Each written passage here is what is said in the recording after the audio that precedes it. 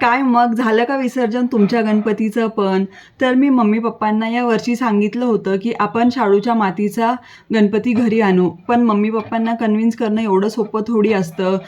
तर आमच्या घरी पी-ओ-पीचेच गणपती आले. आपल्याला वाटतं, की पी-ओ-पी म्हणजे मातीच आहे आणि आपण त्याचं विसर्जन केल्यानंतर ते पाण्यामध्ये मिक्स होऊन जाईल. पण ते गणपती कायमस्वरूपी त्याच पाण्यामध्ये तिथेच असतात आणि शेवटी काय सफाई कर्मचारी आणि गव्हर्नमेंटचे लोकं त्याला तिथून काढून कचऱ्यामध्येच फेकतात.